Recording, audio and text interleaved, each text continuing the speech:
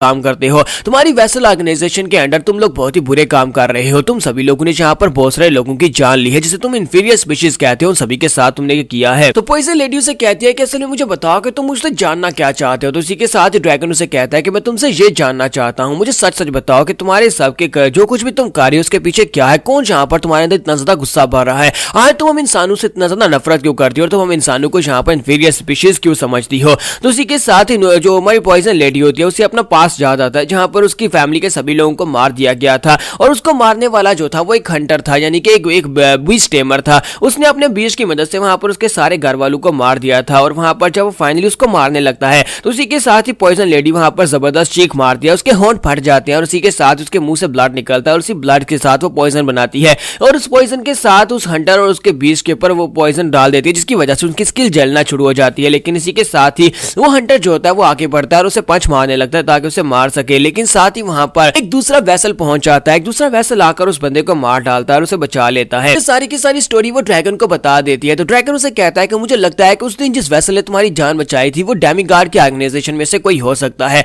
वो वही हो सकता है कि जो कि यहाँ पर इंसानों के लिए बुरा चाहते हैं। अगर तुम्हें यहाँ पर उस बंदे के बारे में और कुछ भी याद आता है तो प्लीज मुझे जरूर बताना। और पॉइजन लेडी उसे कहती है अगर तुम उसके बारे में जानना चाहते हो तो क्यों ना तुम बाहर जाकर उससे खुद ही पूछ लो, क्योंकि वो यहाँ पर आ चुका है। और इसी के साथ ही बाहर का सीन दिखाते हैं, नुसु चलाकर कहती है कौन हो तुम। तो बाहर दो और वेसल्स को दिखाते हैं, उनमें से एक वेसल का नाम फ्लेमी होता है, दूसरे वेसल का नाम लाइन होता है। तो वो दोनों वहां पर उन्हीं की बेस की दीवार के ऊपर आकर खड़े होते हैं। ड्रैगन भी जल्दी से भागता हुआ बाहर आ जाता है और कहता है कि नुत्सु क्या हो गया। तो जैसे वो वहां पर बाहर आते हैं तो वहां पर बाहर उनको देखकर कहता है कि ये क्या लगता है कि वेसल्स ने हमें ढूंढ लिया। नुत्सु कहता है कि मैं इनको नहीं छोड़ूंगी, मैं इन सभी को मार डालूंगी। ड्रैगन उसे कहता है कि सबसे पहले यहाँ पर अलार्म को बजाओ ताकि सभी लोगों को इस बारे में पता चल सके कि वेसल्स ने अटैक कर दिया है, और उसके बाद अपने अपने बीस्ट लेकर आओ। तो उसी के साथ अलार्म बजना शुरू हो जाता है। सभी सोल्जर्स जो होते हैं वो सभी लोग एक्टिवेटेड हो जाते हैं और कहते हैं कि ये तो बहुत ही बुरा है, लगता है कि बेस के ऊपर अटैक हुआ है। ड्रैगन उनसे कहता है कि हमारी बेस की लोकेशन तो एक सीक्रेट है, फिर तुम लोगों को यहाँ पर इस बारे में कैसे पता चला। आउटसाइडर्स में से किसी को भी इस जगह के बारे में नहीं पता। तो फ्लेमियो से कहता है कि तुम्हें क्या लगता है कि हम यहाँ पर इस जगह के बारे में पता नहीं लगा सकते। तुम्हारे अंदर भी यहाँ पर हमारे कुछ स्पाइज हैं जिन्होंने हमें यहाँ पर इस बारे में इंफॉर्मेशन दी है। ड्रैगन उसे कहता है कि अपनी बकवास बंद करो, हमारे बीच में तुम्हारा कोई भी स्पाई नहीं। और साथ ही वो मास्टर बबून से कहता है कि मास्टर बबून यहाँ पर अपने लिए अपने बीस्ट को रेडी रखो।